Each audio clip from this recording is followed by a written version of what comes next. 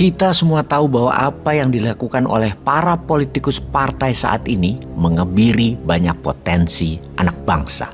Mereka buat aturan berdasarkan kepentingan golongan mereka. Seperti misalnya threshold 20% di parlemen dalam pencalonan presiden. Sudah gitu, setiap partai tidak ada konvensi penyeleksian kader secara terbuka. Di dalam pemilihan calon presiden dari partai, entah bagaimana caranya mereka mengukur calon tadi atau menakarnya, sehingga dalam satu partai saja hanya ada satu calon yang tidak diadu secara terbuka agar masyarakat ikut terinformasikan. Dengan sistem yang politikus partai lakukan sekarang, maka anggota partai menjadi berkuasa terlalu absolut di sistem bernegara Indonesia saat ini. Kekuasaan absolut itu berbahaya, bisa membawa ke arah kerusakan parah bernegaranya. Failed state, negara gagal. Lingkaran kekuasaan ada di kalangan elit partai, di kalangan elit pemerintah. Keduanya, elit partai dan elit pejabat pemerintah adalah penguasa dan elit pengusaha. Pengusaha sebagai bohir, sebagai sponsor, sebagai pengambil keuntungan pada saat nanti kebijakan dibuat untuk menguntungkan para bohir. Sesungguhnya ini adalah sistem yang tidak adil, tidak demokrasi, memenjara potensi, dan bisa menghancurkan sendi-sendi bernegara. Negara sekarang ke arah disintegrasi, keterpisahan yang sangat parah. Juga ketidakberfungsian sistem keadilan, baik keadilan sosial maupun keadilan ekonomi. Suara-suara berbeda yang lain tidak bisa terdengar. Maka sebaiknya kalau bupati, kalau gubernur, wali kota bisa calon independen, mengapa tidak bisa calon independen menjadi calon presiden?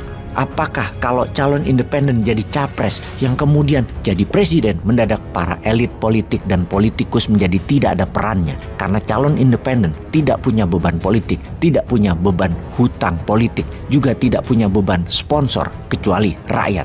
Kita juga tahu ada instrumen selain DPR, yaitu DPD, yang harusnya murni bukan orang partai, namun sekarang berisi orang partai juga. Ada juga lembaga lain seperti MPR. Sepertinya MPR tidak lagi menjadi lembaga tertinggi negara yang seharusnya tugas MPR adalah mengangkat presiden, memberhentikan presiden, dan mengganti presiden. Namun MPR sekarang bukan jadi komisarisnya perusahaan lagi karena takut sama presiden direkturnya. Lalu kalau manajernya nggak kerja baik, direksinya nggak kerja baik, lalu komisarisnya nggak kerja baik, lalu apa yang dilakukan atas perusahaan tersebut? Yang dilakukan adalah pemegang sahamnya yang bertindak. Rakyat adalah pemegang saham negara Indonesia ini. Inilah masa di mana rakyat harus memberhentikan komisaris yang tidak menjalankan tugasnya.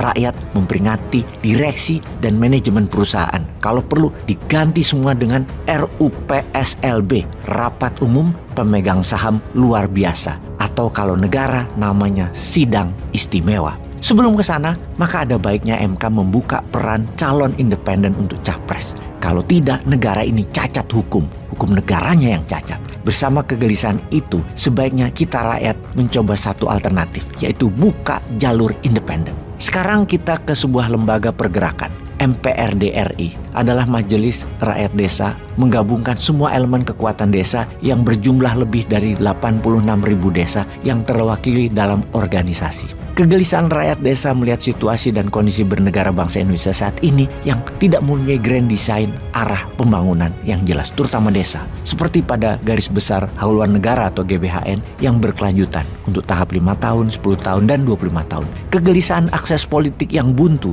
membuat berbagai elemen organisasi desa berkumpul dan bersatu serta mendeklarasi sebuah majelis yang berakar dari Ormas Gerbang Sari, FKBPD, Apetnas, Apdesi, Apetsi, dan Permandes yang bernama Majelis Pemusyawaratan Rakyat Desa Republik Indonesia atau disingkat MPRD RI di Gedung Juang Menteng 45, Senin 2 Oktober 2023. Awal mulanya diinisiasi dari Gerbang Sari, Gerakan Kebangkitan Desa Mandiri yang merupakan konstituen DPD Dewan Perwakilan Daerah di tahun 2021. Gerbang Sari aktif melakukan pembinaan desa mandiri sejak tahun 2007, kemudian berkiprah ke tingkat nasional sejak tahun 2014, berhasil menggagas yang diterima pemerintah atas usulan agar setiap desa mendapatkan dana 1 miliar setahun. Kemudian berhasil juga menggolkan jabatan kepala desa selama 9 tahun. Sekarang ke depannya, MPRD RI lebih agresif lagi dengan mengkampanyekan hashtag Desa Kaya, Negara Berdaya.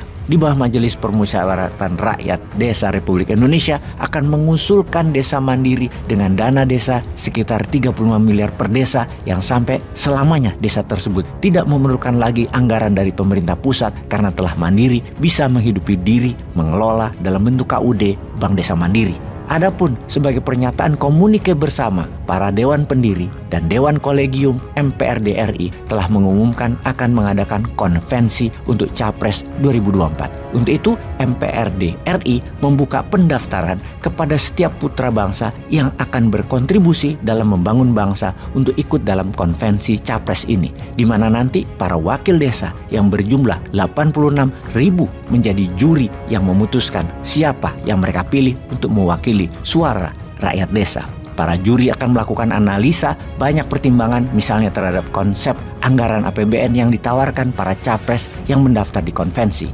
Asumsi APBN yang ditawarkan seperti apa dan bagaimana konsep kepemimpinannya dalam membangun desa. Hal seperti itu akan dianalisis dalam menentukan capres MPRD RI. Untuk syarat capres independen, Bapak Joko Wandiatmoko selaku Ketua Dewan Presidium MPRD RI menyatakan dibutuhkan 30 juta KTP dukungan dari masyarakat. Untuk syarat itu, MPRD RI punya kekuatan yang real karena data yang dimiliki adalah by name, by address. Sehubungan dengan konvensi capres tersebut, ini yang kita tunggu-tunggu. Wani Ki Bosman, kita gaspol. Daftar. Peace.